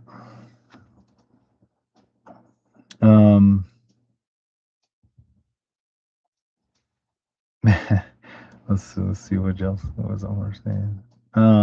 Yeah, I honestly, you said make multiple ideas. I was just one of those artists that just wanted to draw comics, you know. I just wanted to draw the cool stuff. I didn't have any ideas of my own. So many kids have all their own ideas these days, which is pretty awesome. I was not one of those kids. I had no ideas. Um, maybe I did when I was a kid, but they were stupid, I think. But now I have all kinds of ideas, and I want to do my own. I want to do mostly my own thing now. Um, I never thought I would ever be in this position, uh, where I actually had ideas of my own. But it's so awesome to think, you know. But someone always told me it's like whatever you do, you know, you never turn down a big job that can get you a lot of exposure, so you can bring all those other people over to your ideas at a later point or whenever, you know. Um, you said Omar said, does that mean your writing is good? It just has to be serviceable for you to draw and do storytelling. Yeah. I mean, I would say that you do have to like have a good, you probably have to have like a coherent from panel to panel storytelling ability more than you have to be like a decent writer, in my opinion. Um, so definitely focus on that if you can. But yeah, it just has to be serviceable. That is super true. Um, you also said just look at all the manga peeps. They are all pretty much, yeah, they're all pretty much their own writers. I think that's what you just said. You said just look at all the manga peoples. They all are pretty much all the writer and artist. Huh? Yeah, I think that's pretty true. Um, for the most part, I think. At least I think that's true. Omar also says no one is ever really ready. You just dive in head first. That's like everything in life. No one's ever ready to have kids or do a lot of stuff. Gosh dang it, you sink or swim. Omar also says that that's not what Image Comics taught me. I follow artists. Yeah, man. Now that you remind me, I did a 180-page graphic novel for Image Comics. For something many back in 2009. Oh my gosh, I forgot all about that. I did a couple things for Image, and I knew somebody who who was knew a lot of who knew Stevenson or whatever his name is until that guy decided to flip out on him and throw everything that we've been working for under the down the drain. And so now Image hates me. I'll never get an Image gig ever again, even though it wasn't even my fault. It was the writer guy. He flipped out, and because I was the artist on the book, I got dragged down with him, and I haven't had an Image thing ever since. Did a couple things for Image. Mhm. But yeah, straight up, Image comic books was pretty big deal. I followed a lot of artists there. Omar also says that BS about people following writers is because Marvel never wants to let happen what the Image guys did, make artists rock stars again. That's probably true. Man, yeah, that is probably completely true. They're probably uh still salty about the numerous YouTube videos and documentaries that have been made about that. Man, they can't, history won't let them forget that. That's probably super accurate. All right, let's see here.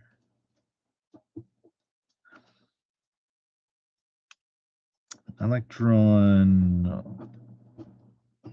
beards, facial hair. Now let me see if I can get this not screwed up.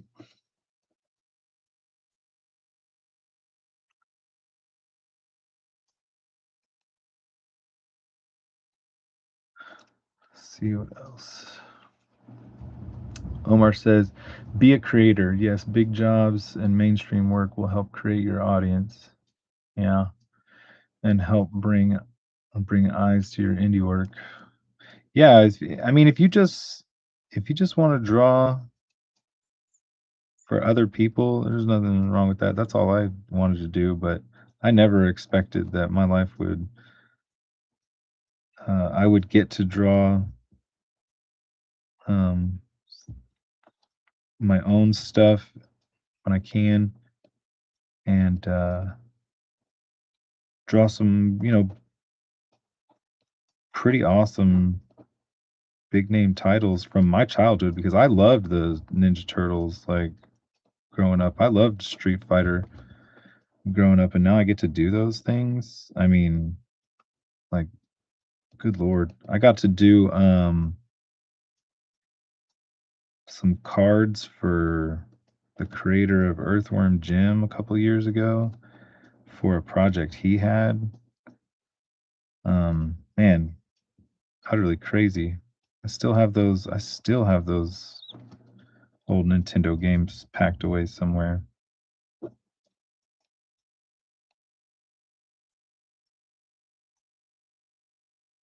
The more and more I think about it, the more I think about how fortunate I've been. Even though it is I can't speak to I mean, I can tell you how much I make uh per page on certain gigs. I mean, it's so drastically different from one thing to the other. So it's like also it's like crap, I can tell you I make hundreds of dollars on per page on this thing. And then I make freaking maybe a whole lot of nothing on some other things. Maybe like $100 a page on something else for covers, you know. Uh, it's just so random. Well, that it definitely is for me, I'll tell you that much. Omar says you're a great artist, man. Thank you, Omar. Thank you very much. You say you really think my art is awesome. That means everything. I really appreciate you taking time to say that. Omar says image will take your back or will take you back anytime. I, d- I doubt it. Um, you said it just takes a decent project and about four to $10,000. They pretty much will print anyone if you meet their criteria. Well, that used to it anyway. I mean, I think you're right, but also y'all might hear me tell this story quite a few times, but the that ninja getting started with Ninja Turtles and Street Fighter and stuff like that, like I was doing pretty much what you just said. I was paying the Ninja Turtle, which was IDW at the time, and I was paying Street Fighter people or the Capcom and Udon who had the license at the time. I was pretty much paying them to get like some of my work on like a variant cover for myself or some friends and stuff like that. So I would buy into like the retailer incentive variants and stuff like that. So when another thing that I did that helped me start out was, I mean, I was working a day job and paying thousands of dollars to get hundreds of copies of my cover on a Ninja Turtle thing, you know? I mean, you gotta do what you gotta do. And that was a pretty good thing. It was a good idea that I did some of that. Mm. I mean, there is pretty much anybody can do that, I think. Mostly. I mean, I think there's still a little bit of approval process So even at 17, if you're still there, I read too many comics. I mean, you save up $1,000 to $3,000 and you want to get your artwork on a Street Fighter cover or like maybe like a Ninja Turtle cover or something like that. They'll do all, it'll just be a regular issue with the regular interiors of whatever they're printing that month or whatever. But if you can go to your local comic shop and say, hey, can you get in touch with who has the Ninja Turtle license? I don't even know if they're still doing that the way that they used to. I mean, I think that you can even do that with Marvel and DC stuff. It's a lot more expensive because the minimums are a lot higher. Like the minimum was, I don't know, like 500 to 1,000 books. But I think the minimum for like a Batman cover, like you can go to freaking DC Comics and say, "Hey, I want to put my art on a cover of your recent um absolute Batman, but the minimum is 3,000 books. So you got to pay like something like $10,000 to get your artwork on a cover of Absolute Batman or something like that. I think Marvel does it too. I could be wrong. It's all about the minimums with these companies.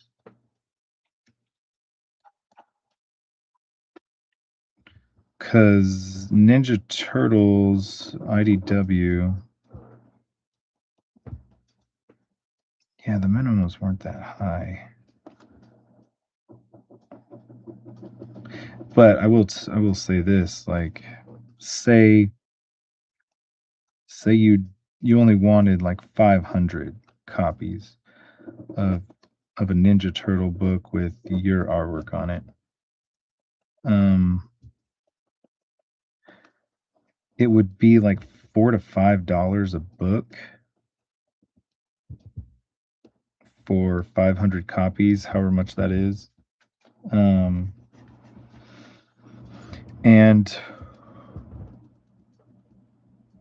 if you ended up saying, well, I wanted 800 copies instead of 500, well, the price would go down to like, say if you wanted 500, 500 copies of the book of your Ninja Turtle book, you wanted 500 copies, say, then the deal would be, they would say, well, if you want 500, it's $5 a book. But they would come back at you and say, if you wanted to get 800 copies of the book, it would be something like $4 a copy. And then if it was, and we've gotten orders of like 1,000 copies of a Ninja Turtle cover, and it was like $3 a book. So I mean, they offer you deals. The more you get, the cheaper the amount of books get. If you want that many books, and you can sell them for years, it's not a bad deal. Just like everything, if you want more, they'll upsell you. And those are not like exact numbers but I just, that's like most printing presses. Like if you wanted to go self-publish a book, and you were getting a hold of a local print shop or even somewhere over in China, they'll do the same thing. They'll be like, hey, if you want this number of books, or this number of books, if you can get twice as, say it's like $5,000 for your order of 1,000 books, just throwing out numbers. They'll offer you um, the maybe $6,000 uh, for double the amount of books. Like it's that crazy. The some of the print options that you can get, like it may not be that same number, but I remember a some really awesome offers like that whenever I would go get stuff self-published from time to time. All right. Let's see here. Sorry, I'm just like trying to figure out what I'm even doing here. Put a notch in that dude's old scarf. All right, let's see what y'all are saying. Omar says, make that money. Omar says, yeah, as long as the art gets approved. So even at IDW and definitely at IDW, there was not anybody could go do it, but trust me when I say most anybody could get their stuff published. They would ask you to submit a portfolio or submit the artwork that you want to prove it, and then once they approved you for something, you usually didn't have to get approved for future books. They would know you, but there is a little bit of an approval process um, for IDW and stuff like that. At least there was for me and a lot of other people. But trust me when I say, like, there's a lot of people that just showed up with some artwork, and because these companies, it's also like a money making avenue for them selling comics, so they'll pretty much approve most anybody. I don't mean to like sound like, any crappy old, or they print crappy artists or anything like that. But, I mean, they freaking printed me years ago. I can't look at that stuff now. It looks like crap now. So they printed my crap from like 5 or 6 years ago. Mhm.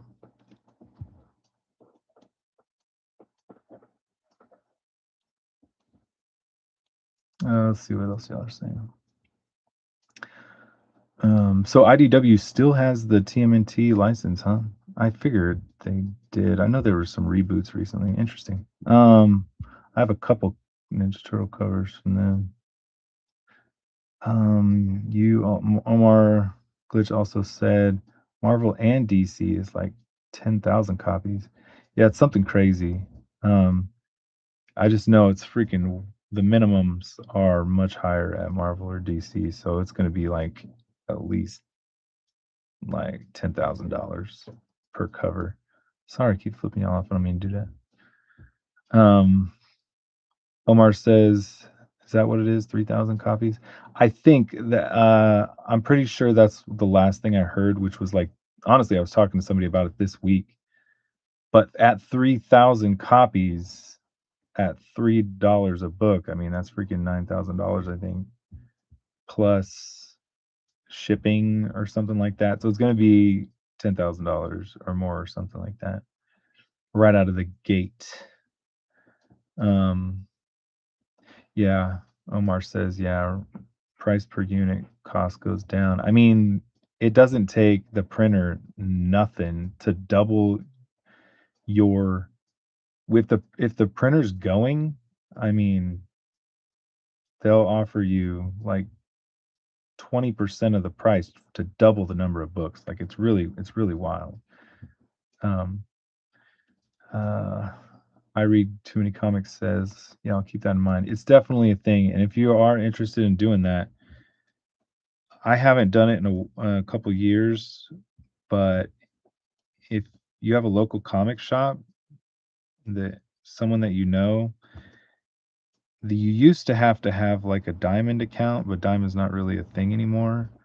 Or if you just go to a local comic shop and say, "Hey, do you guys get emails from IDW or Udon?" Those are the two that I know or that I've done it with. Just be like, sometimes the and I think they're called retailer incentive variants or something like that, incentive retailer variants, something like that.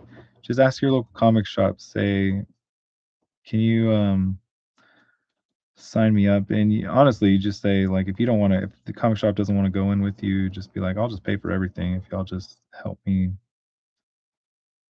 uh, with the emails and getting through the process or something like that. Or just find someone you know. I don't exactly remember if if they have to be account holders or something like that or order from them regularly. I was doing it back when Diamond was still a thing. Mm, alright. But one of the coolest things I ever did was get my artwork on a Street Fighter cover, and now, um, they're paying me to work for them.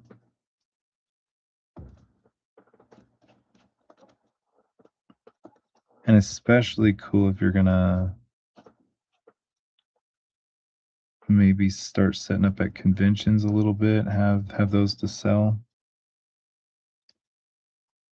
And one of the coolest things is, like, you can take those incentive variants from Udon, IDW, Marvel, DC, and you can crowdfund with them. You can throw up a crowdfunding campaign and say, "I got this exclusive variant cover from DC Comics, Udon, or IDW," and you can charge $20 a book for it on, um, a crowdfunding campaign or something like that. It's totally wild. It's totally allowed. You can do that. You can do whatever you want with those books, those Yo books. No restrictions. At least I don't think there is. Mhm. Crap, I don't remember what side of this the little scarf is going down.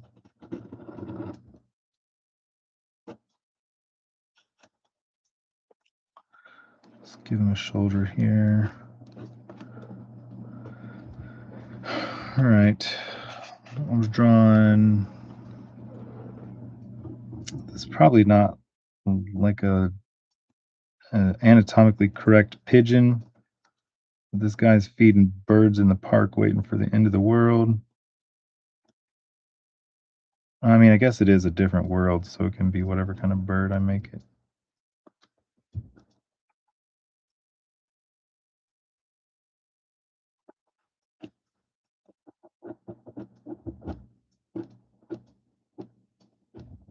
Man, to be 17 again. I mean, it would be cool to be 17, but again, with what I know now, but um he said flip you off some more. Sorry, my kids are getting to the point where they're like, "Dad, why do you keep flashing that finger?" I'm like, "I'm not doing it on purpose. It's just the longest one. I'm trying to hold my pen with this finger and use my longest finger, most effective longest finger to hold the page down because I mean it is the longest one. It's so convenient." Sorry, but crap, what was I saying?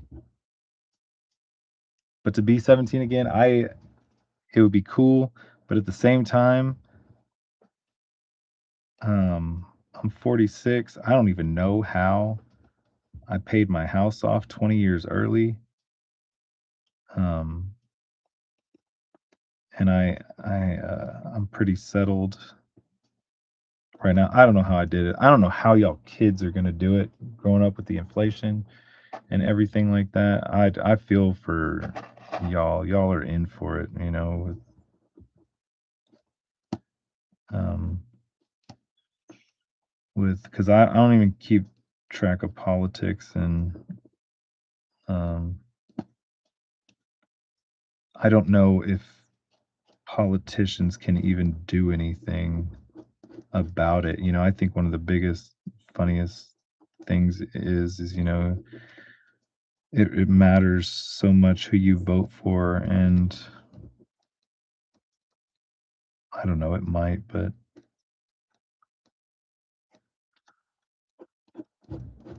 this is not me. I'm actually telling you, I've come to find out more that it really doesn't matter.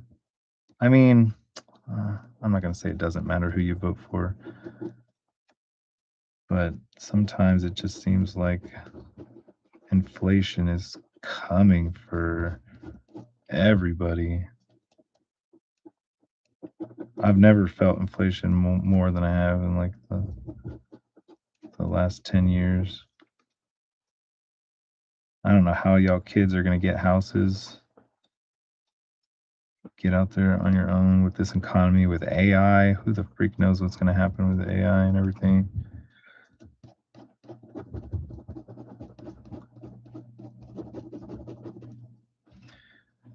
They're saying that right now AI is it's still too expensive. It's cheaper to have like an actual worker. And that's right now. I mean, honestly, I don't think that's going to be like that forever. I think AI, if they figure it out, it's going to be cheaper and it will eventually replace a lot of people.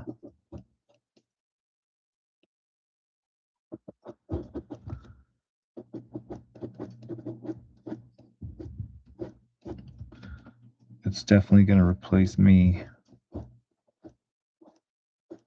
I mean, it kind of already can, but they just need to get more consistent with it, I guess. All right, let me see here.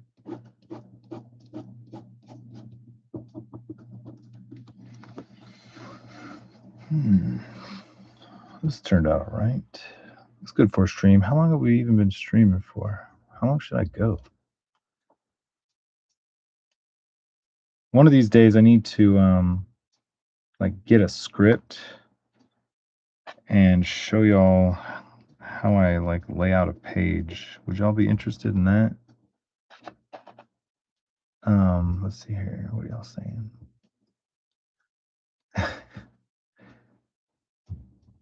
Omar Glitch says, print in China or India, no one can beat their prices and quality. Use the globalism the USA has created. I'm straight up. We print some things in China, and it's freaking incredible. Like, but the only thing is like it takes you have to plan for it, um, for that long freight on a ship sometimes to get over to the US. But the quality is, I mean, for the ones that we've found, um, it's freaking awesome. And they're a lot less hassle if there's any problems. Um, if the books come damaged or something like that. We've there I've found that they'll usually just jump right on fixing it, and there won't be too much hassle with having to get any correction stuff fixed. Let me see here. I'm just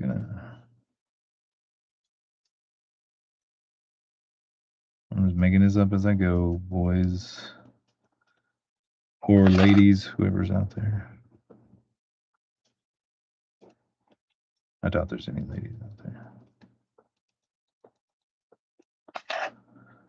I'm just gonna black that in for the most part.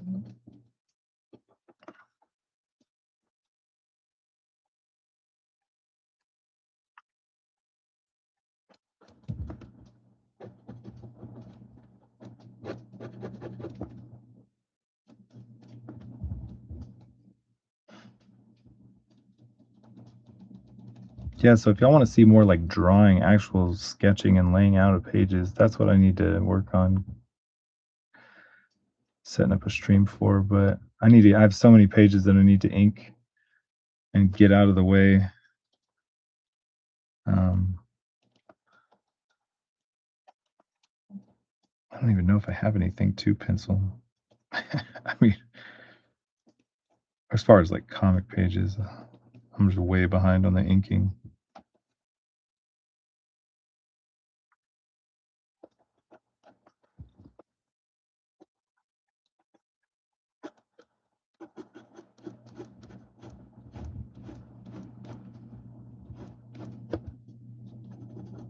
And it feels good.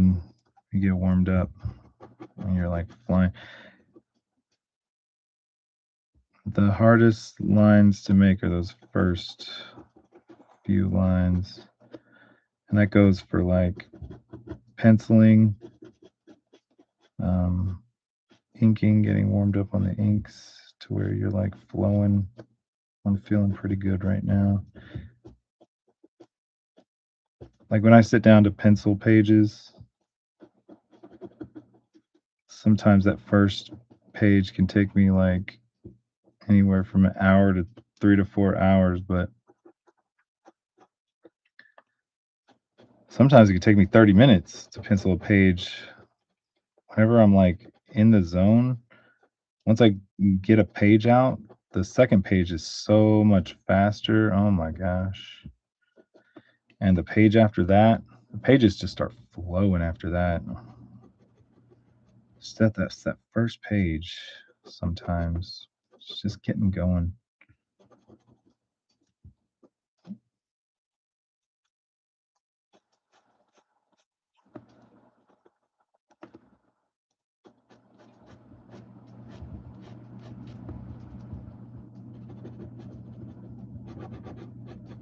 Crap, my pen's starting to act up right now. Am I almost out of ink? No.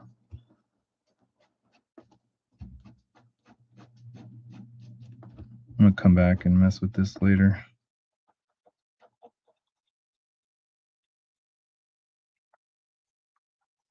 Detail it up. All right, how long have we been even streaming? How long should we go?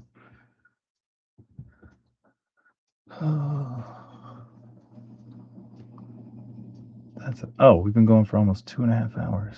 That's not bad. Omar said he got a jet. Thanks for coming, bro. I really appreciate y'all. All y'all's comments, man. It's a lot funner whenever I have things to respond to. It's not because I realize I can't share music, or I can play something in the background. Hopefully you're still here, Omar. But the pens I'm using are the G2 Pilot pens. They're gel ballpoint pens, I think. And I use let me put them in order. So there's the 10, the 7, the 5, and the 0.38. I don't know if you can see those. The 10, the 7, the 5, and the 0.38 are the ones I'm most used to. And then, like, I'll use this thing. I don't even know what this thing is called. Let me see. Let me crack it open real quick. I don't know if this is a Pentel brush pen. It's all in Japanese. But the one that says FR, these little barrels that you screw on. I looked up a YouTube video on how to refill them myself. So I don't buy the replacement barrels. But I hope that y'all can see this. Let me just squeeze it, get some more ink. Sometimes they'll leak and they'll just drop. When I squeeze it too hard, it'll drop a big old blob on the page. You can see it kind of fill up in that clear spot a little bit when you know you've squeezed it enough. But don't squeeze them too hard. I've had to like get real creative trying to fix big old blobs on my page. Yeah, that's what I use.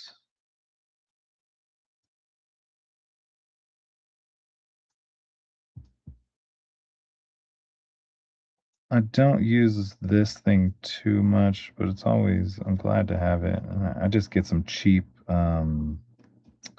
Speedball. I got a big tub of Speedball ink off of Amazon for freaking real cheap. And this thing's been awesome ever since.